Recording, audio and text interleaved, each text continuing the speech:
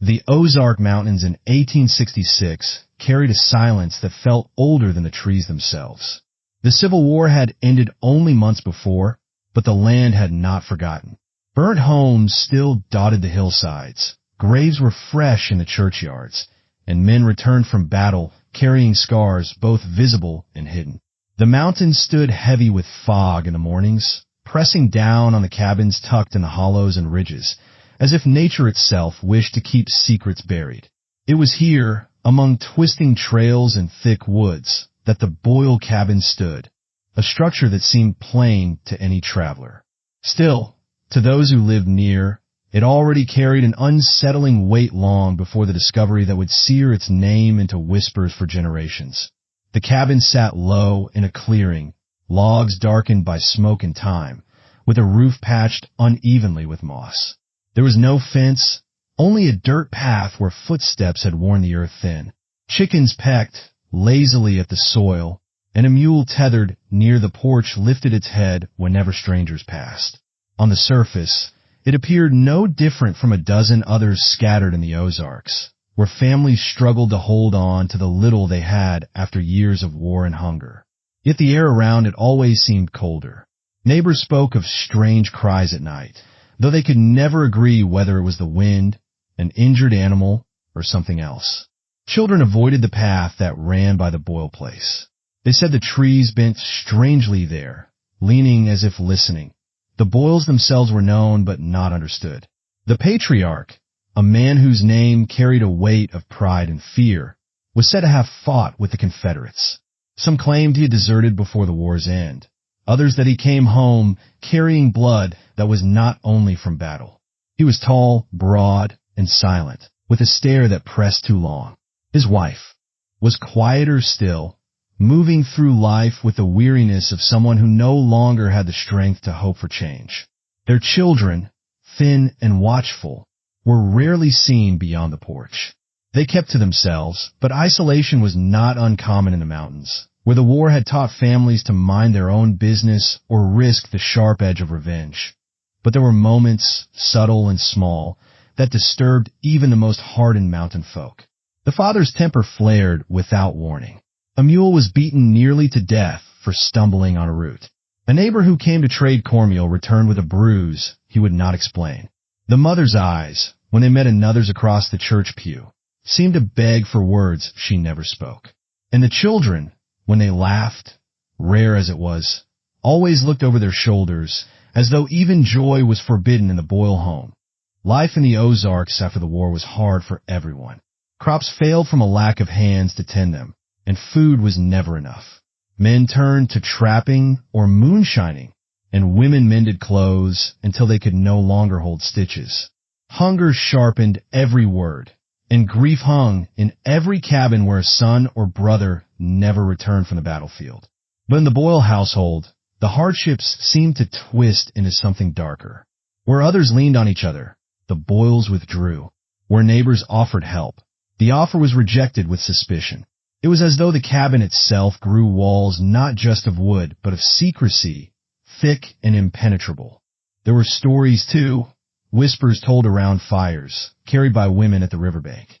One told of a farmhand who vanished after working a season for the Boyles, his pay never collected. Another traveler spoke of a man who claimed to have heard crying inside the cabin long past midnight, although none of the children were sick.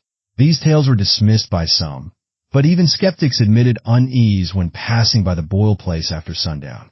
Something about it lingered on the skin, the way a cold wind does before a storm. Tea church gatherings, when neighbors gathered to share hymns and prayer, the Boyles stood apart. The father spoke little, his deep voice carrying authority when he did. The mother rarely raised her eyes from her lap. The children shifted restlessly, their attention pulled toward the door, as if waiting for the moment they could return to the shadows of their home. The pastor once remarked to a neighbor that the family looked less like worshipers and more like prisoners, bound not by faith, but by something they dared not name. Yet to the outside world, life continued. Days passed in the rhythm of survival, hauling water, chopping wood, tending to animals. The war had left wounds too deep for most to see beyond their own struggles. Neighbors chose silence over curiosity, for in the Ozarks, meddling could be a death sentence. But silence has its own cost, and in the Boyles' case, it allowed something unspeakable to fester unchecked. There was a time, though, when things almost seemed ordinary. The children ran barefoot in the summer grass. The mother hung laundry in the pale sun. The father returned from long trips into the woods with deer slung over his shoulders, feeding the family when others went without. To a stranger passing through, the Boyles might have appeared like any other family bound by hardship and grit. But those who looked closer, who watched the way the father's hand tightened around the shoulder of his eldest son, or the way the mother flinched at the sound of his boots on the porch, knew that normal was only a mask. Beneath it lay something fragile, waiting to break, and break it would. The land itself seemed to sense it, the quiet too sharp, the air too heavy. For every family in the mountains, there was a line between survival and cruelty, between control and destruction. The Boyles had long since blurred that line, and the truth of it would not stay hidden forever. When the discovery finally came, it would leave the Ozarks with a story so disturbing that even in a land hardened by war and death, it would be spoken only in whispers to be why the summer of 1866, the Boyle household had grown tighter, not with closeness but with suffocation. Days dragged in silence, interrupted only by sharp orders or the heavy sound of boots striking the porch. The father's temper, once hidden behind a mask of control, became more open, more dangerous. He carried his authority the way a soldier carries a rifle, always in hand, ready to strike. His word was law, and his anger was lawlessness. One of the first cracks to spread came with the eldest son. He was nearing manhood, shoulders broadening, his voice deepening, and with it, he had begun to resist in quiet ways. He no longer flinched when his father's hand landed heavily on him. He met his gaze for a heartbeat longer than before. Small rebellions, but in a home where power was measured in silence and obedience, they were acts of war. Neighbors noticed the change. They saw the boy split wood with a force that seemed to bleed his rage into the axe. They heard his tone shift when he spoke of his father, a trace of bitterness seeping in where once there had only been fear. The mother saw it too. She watched her son wrestle with a fire she knew well, the same fire that had burned her down to ash long ago. But she also knew her husband. He would not allow even his own flesh to challenge him. She begged her son in hushed tones to keep his head low, to let the storm pass. But storms in the Boyle cabin did not pass. They lingered until someone broke. The younger children felt the tension before they understood it. They moved like shadows, whispering to each other when their father's back was turned, carrying secrets in their small voices. Sometimes they disappeared into the woods for hours, returning with eyes wide, as if the trees themselves had taught them to hide. The house had become a place where laughter was a risk and silence was a shield. Outside pressures pressed harder on the family. The land they lived on yielded little, rocky soil, refusing to feed them as it once had. Crops withered. A mule, vital for their survival, grew sick and died, leaving them with heavier burdens and fewer means. Hunger gnawed at them, sharpening tempers. Neighbors whispered that the Boyles were cursed, though few offered help. In truth, most feared the father's pride as much as his violence. To accept charity was to him an insult. To suggest he could not provide was a danger. So the family endured in a tightening noose of poverty, resentment, and fear. The war had left marks beyond the battlefield. Men returned to the Ozarks carrying ghosts, and the Boyle patriarch was no different. Nights found him restless, pacing outside the cabin, his silhouette caught in the faint glow of the moon. Some nights he drank from a jug until his words slurred into curses, names no one recognized. The children would wake to his voice shouting into the dark, his fury spilling into the trees. The mother lay awake, heart pounding, waiting for the sound of boots storming back inside. But it was not only hunger and ghosts that strained the family. There was jealousy, too, subtle at first. The father began to view his eldest son not only as a threat, but as a rival. When the boy drew the admiration of neighbors for his strength, or when young women glanced at him at church, the father's eyes narrowed. It was as though he could not bear to see his son become a man of his own. What should have been pride curdled into suspicion. He demanded obedience with sharper punishments, finding fault in the smallest misstep. A missed chore became a whipping, a misplaced word, a fist across the face.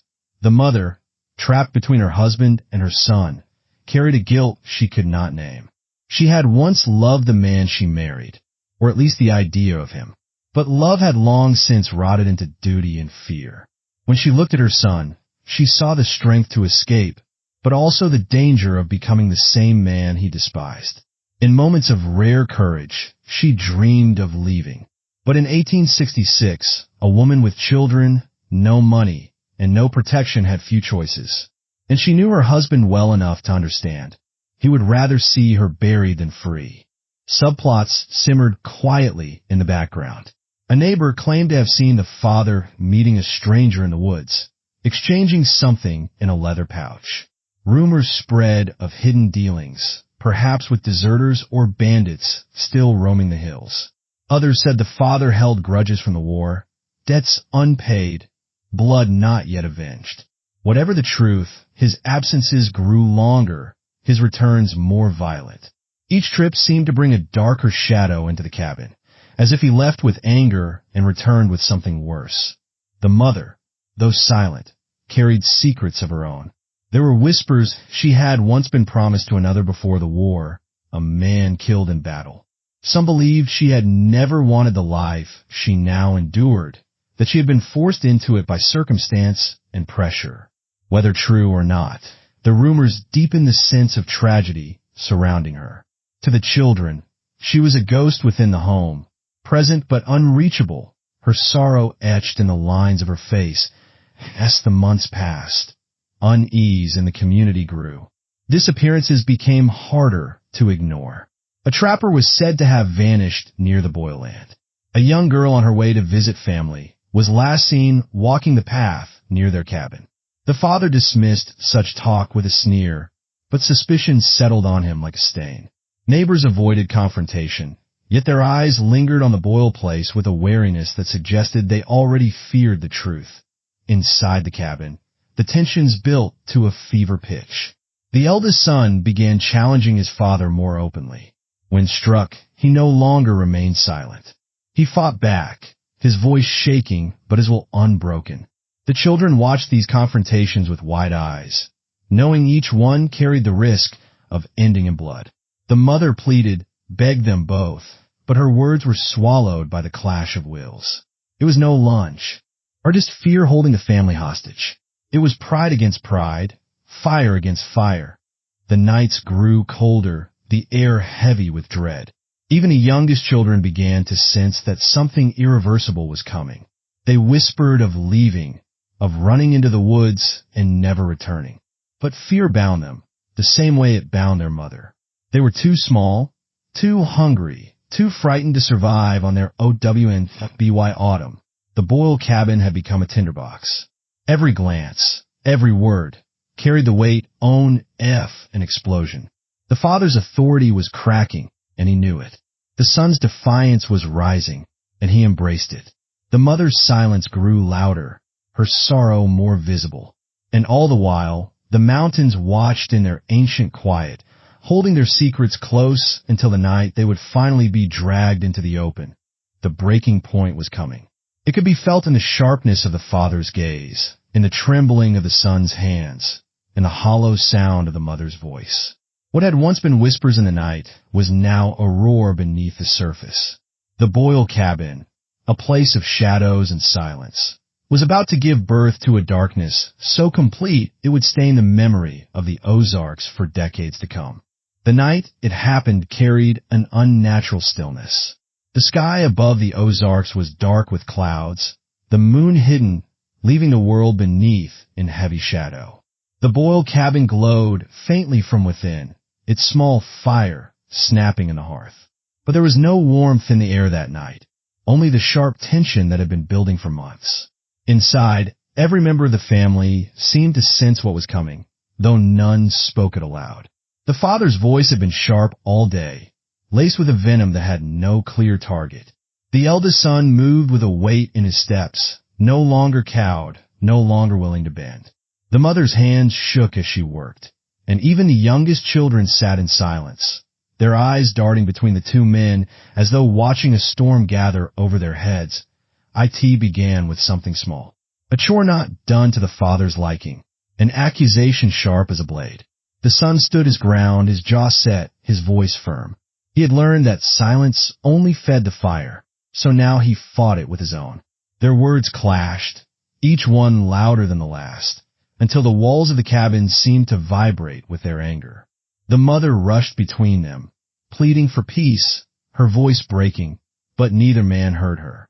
They were locked in a battle that had been waiting too long, a battle that could only end in violence. The father's hand struck first, the sound of the blow echoing like a gunshot in the small room. The son staggered, but did not fall. Instead, he came back at his father with fists clenched, his own anger spilling free after years of suppression. Chairs tipped over, dishes clattered to the floor. The firelight flickered wildly as shadows leapt across the walls, their bodies locked in brutal struggle. The younger children screamed, their cries piercing the air, but neither man stopped. It was no longer father and son. It was predator and prey, dominance and defiance, colliding in a storm of violence. The father's strength was undeniable, but his rage made him reckless.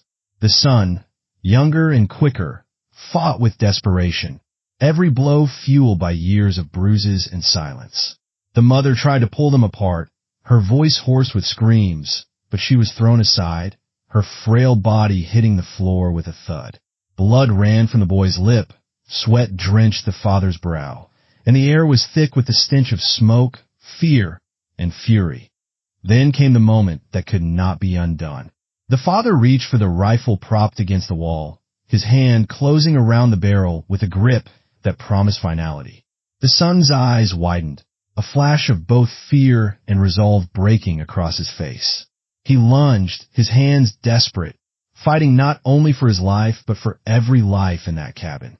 The two men wrestled for the weapon, the stock slamming against the floor, the barrel twisting between them. The younger children sobbed, covering their ears, their small bodies pressed into the corners of the room.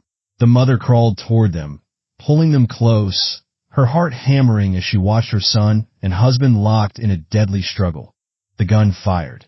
The sound tore through the night, louder than thunder, ringing across the trees. For a moment, everything froze. Smoke curled from the barrel, acrid and suffocating. The father staggered back, his eyes wide in shock, his chest blooming red. His breath caught in his throat, a wet, choking sound, as though the very air refused to stay inside him. He fell hard, his body striking the wooden floor with final weight.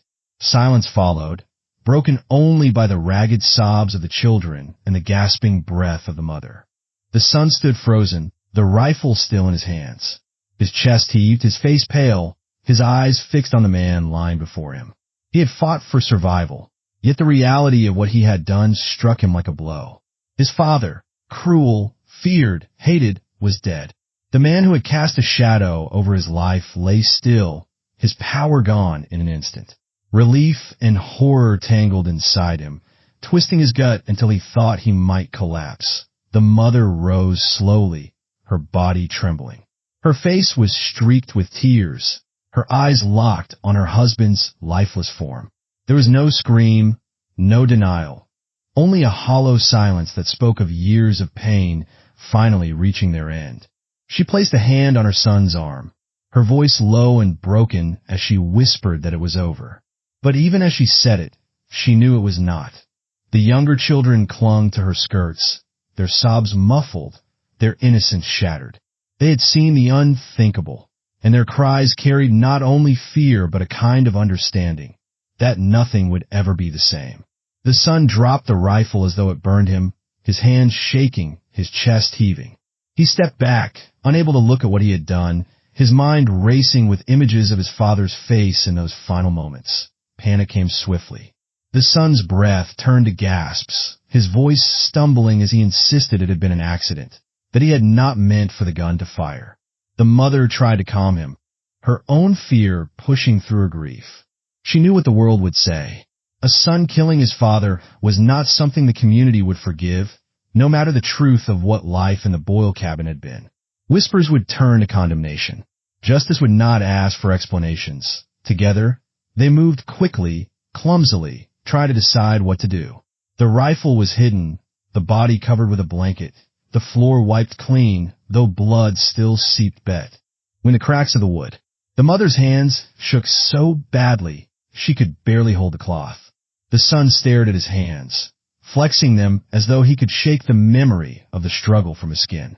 The children huddled in silence now, their tears drying into wide-eyed stares. Outside, the world remained still. The trees stood tall, the wind held its breath, as though nature itself had witnessed the act and would carry the secret for a time. But secrets do not stay buried in the mountains. Neighbors would hear the shot, and they would come asking questions. The Boyles could hide the body, they could silence their tongues, but the truth would hang over them like smoke after fire, clinging to their skin, seeping into every word and glance in the hours that followed. The cabin became a place of frantic whispers and trembling hands. The son paced, his mind a storm of guilt and defiance, telling himself over and over that it had been survival, not murder. The mother sat still, staring at the blanket that covered her husband's body, her lips moving silently in prayer or curse. It was hard to tell. The children drifted in and out of uneasy sleep, their small bodies curled together for comfort. The crime had unfolded with a speed they could never have imagined, yet its weight was crushing. The cabin, once a place of fear, has now become a prison of silence. Outside, the mountains stretched on in their endless quiet, but inside, the Boyle family carried a darkness that would soon spill into the world beyond their door.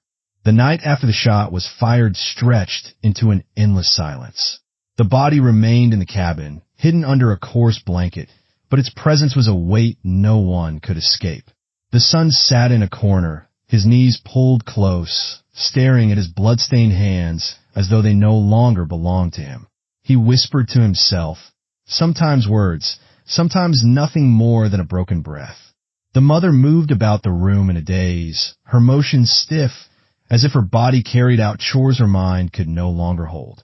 She fed the fire, though no one felt its warmth, and when the children cried, she hushed them with a voice so hollow it frightened them more than the silence. By morning, reality pressed harder. The neighbors would have heard the shot. In the mountains, gunfire was common enough, but at night, when the world was still, one sharp crack carried far. The mother tried to prepare explanations, stories about a misfired rifle, a hunting accident, anything that could delay the question she knew would come. But the son resisted.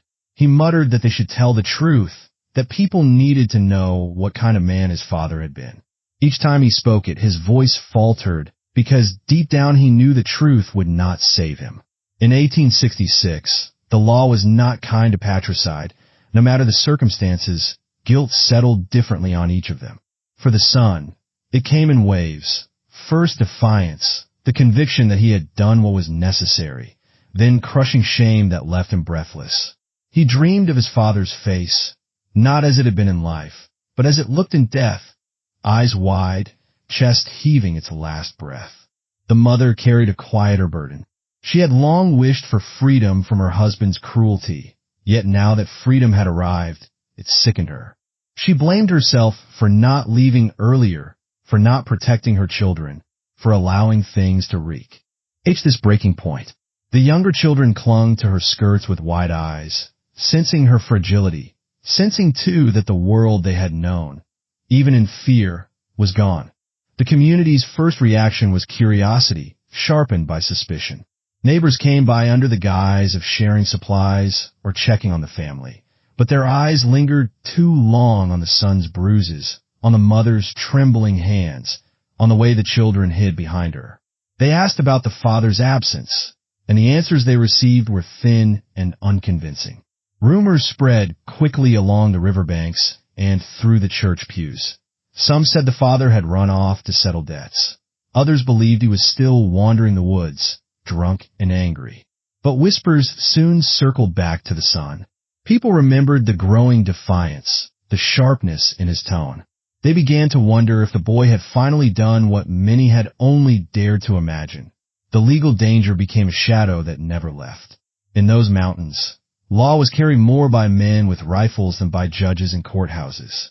A death in a family could be hidden for a while, but not forever. Eventually, someone would come asking questions that could not be dodged. The mother understood this, and fear gnawed at her. She pushed her son to silence, warning him to say nothing, to let the neighbors believe what they wanted. Yet the boy wrestled with his conscience, torn between the relief of his father's absence and the horror of being the hand that had removed him. For the community, the crime began to shift how they saw the Boyles. The father, once feared, now became a ghostly figure whose absence unsettled everyone. Men who had once respected his silence now muttered about his cruelty, his temper, his rumored dealings. Women whispered about the mother, how her eyes had always looked too sad, how her body had always seemed too thin. Sympathy and suspicion warred in the same breath. The family that had once kept to itself was now the subject of every whispered conversation, their cabin the center of an unspoken storm. The emotional toll deepened as days passed into weeks. The son's anger turned inward. He lashed out at himself, working the fields until his hands bled, punishing his body as though it could atone for what had been done. The mother grew quieter, her spirit shrinking under the weight of secrets. Nights found her weeping silently, her body shaking with sobs she tried to hide. The children, too young to understand, began to carry the shadows of what they had seen. Their laughter vanished. Their games grew darker, imitating arguments and fights they should never have witnessed. When the truth finally began to creep outward, it came not from confession, but from discovery. A neighbor, suspicious of the family silence, followed the path near their land and noticed the smell seeping from the earth behind the cabin. The shallow grave had been dug in desperation, covered in haste, and the soil betrayed them. Within days, the secret was no longer theirs to keep. The aftermath spread through the community like wildfire. Some expressed horror, others grim satisfaction, but few were surprised. The whispers of cruelty that had hung around the Boyle patriarch now came roaring into the open. Yet even as people acknowledged his violence, they struggled with the act itself. A son killing his father was a sin too heavy for many to accept, no matter the reasons. In church, sermons turned toward obedience, toward honoring one's parents, as if aimed directly at the Boyles. The mother felt the eyes on her in the pews, eyes that accused and pitted in the same glance. The legal consequences soon followed. Word reached local authorities, and men came on horseback to the cabin, their expressions grim, their voices hard. The son was taken into custody, his wrists bound, his face pale but unyielding. The mother clutched him as they pulled him away, her cries breaking through the air. The children screamed, reaching for their brother, but he did not fight. Perhaps he believed he deserved it, or perhaps he was too weary to resist anymore. The community fractured in its judgment. Some argued the boy had done what no one else dared, that he had freed his family from a tyrant. Others condemned him as a murderer who had broken the most sacred bond. The mother was caught between grief and fury. She wanted to protect her son, but she also could not deny the horror of what had been done. The children, left in the care of neighbors for a time, grew quiet and withdrawn, their innocence stripped away forever. In the months that followed, the Boyle cabin stood as a place marked by tragedy. Its walls, once echoing with silence and violence, now stood hollow. Neighbors passed it with lowered voices, and children hurried past its path. The crime had rippled beyond the family, unsettling the fragile peace of a community still reeling from war. It forced people to confront questions they wished to ignore, questions of justice, of survival, of the hidden darkness behind closed doors. The aftermath was not only legal, not only social, but deeply human. Guilt and grief tangled with relief and fear. leaving wounds that would never fully heal. The boy's act had ended his father's reign, but it had also carved a scar across the family and the community alike. In the Ozarks, where secrets and silence were as much a part of life as the trees and stones, the Boyle tragedy became a story carried in hushed tones, a reminder of how easily fear could twist into violence, and how no one, no matter how strong, ever truly walked away unmarked. The trial of the Boyle son became less a search for truth and more a mirror reflecting the fractured state of the community in 1866. He stood before a makeshift court, not in some grand building of law, but in a modest county room where judges and jurors carried the same weathered faces as the neighbors who had whispered about his family for years. Witnesses spoke in halting voices, some condemning the boy as a murderer, others quietly admitting the father's cruelty. The pastor prayed aloud for justice, though none could agree on what justice meant in such a case. The boy himself said little. He did not deny what he had done. His words, when he gave them, were spare, almost hollow. He spoke of fear, of survival, of the years of silence that had finally broken that night. His voice did not tremble, yet it carried the weight of someone who had already accepted his fate. The mother wept openly as she spoke in his defense, describing a life of hardship and violence, her words trembling as though she were confessing sins of her own. But her testimony, though heartfelt, could not erase the fact that a son had raised a weapon against his father. The verdict came swiftly. Though some pushed for mercy, the law had little room for sympathy. The boy was sentenced to years of confinement, his youth exchanged for punishment in a system that cared little for circumstance. Some believed he had been spared a harsher fate only because the war had left the region hungry for young men to rebuild what was lost. Others said it was a pity, a recognition of the cruelty he had endured. Whatever the reason, he left the courthouse in chains, his head high, but his eyes hollow, a boy stepping into a future that no longer belonged to him. For the mother, life became a hollow existence. She returned to the cabin with her younger children, though the house that had once held fear now held only emptiness. She carried on with the small routines, cooking, tending to the land, stitching what little clothes they had, but everything was marked by absence. The father's ghost lingered in every corner, not as a presence of power, but as a reminder of what his dominance had destroyed. The eldest son's absence was another wound, a constant ache that left her both grateful for his survival and broken by his loss. Neighbors helped in small ways, bringing food, offering tools, but she could feel their eyes on her, full of judgment and pity. She endured it as she had endured everything, silently. The children grew quickly in that silence. They carried the scars of what they had seen, each shaped in different ways. Some grew restless, leaving the Ozarks as soon as they were old enough, chasing lives far from the shadow of their name. Others stayed, rooted in the land, though their lives carried a heaviness that could be traced back to that night. The Boyle name became a story told in whispers, a cautionary tale about what happens when fear is allowed to fester behind closed doors. The community itself did not escape unscathed. The crime forced neighbors to confront the silence they had long chosen, the way they had turned their heads from the signs of cruelty. They wondered, though often too quietly to admit, if the tragedy could have been prevented had someone stepped forward, had someone reached into the darkness of the Boyle home before it erupted.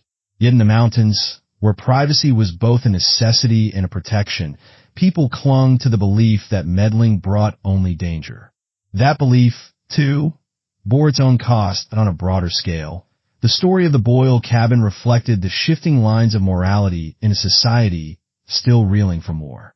Violence was not uncommon. Men returned from battle hardened, and families had endured losses too deep to measure. Yet when violence came within a family, when it crossed the sacred bond between parent and child, it struck deeper than any battlefield wound. The court had given its verdict, but the questions lingered. Was the boy a murderer or a survivor? Was the act one of rebellion? Or was it the only way to escape a life built on cruelty? Themes of power and control wound through every retelling of the story. The father's authority, rooted in dominance and fear, had crumbled in a single night. The mother's silence, born of survival, had carried its own price. The son's act, though it freed them, had chained him to a future marked by punishment. Power in the Boyle home had always been wielded like a weapon, and in the end, it destroyed them all. The morality of the story resisted simple answers. Those who judged harshly spoke of sin, of disobedience, of the duty of son to his father, no matter the cost. Those who sympathized spoke of injustice, of the cruelty that left the boy no choice. But between those voices lay the harder truth. The human behavior rarely fits into neat lines of right and wrong. Fear can twist into violence, love into silence, survival into guilt. As the years passed, the Boyle tragedy faded from the public eye, but in the Ozarks, it never disappeared. Old-timers told it in hushed tones, warning children about the dangers of unchecked anger, the dangers of silence, the dangers of secrets kept too long. The cabin itself eventually fell into ruin, logs sinking into the earth, the land reclaiming what had once stood as a monument to fear. But stories have longer lives than buildings. The tale of the Boyles lived on, etched into the fabric of the mountains that, in the end, justice was a question left unanswered. The law punished the boy, but it could not undo the years of cruelty that had shaped him. The community mourned the tragedy, but could not deny its own complicity in ignoring the signs. The mother endured, but her endurance was its own quiet suffering. And the children, each in their own way, carried the weight into the future, their lives marked by a night that none of them had chosen. The story of the Boyle cabin stands as more than just a tale of violence. It is a reflection of the fragility of families, of the dangers of silence, of the complicated web of morality that defines human lives. It shows how power, when used as a weapon, can destroy not only the one who wields it, but everyone bound to it. And it forces us to confront an uncomfortable truth, that sometimes the greatest dangers are not in the wars we fight on distant fields, but in the battles waged quietly behind closed doors.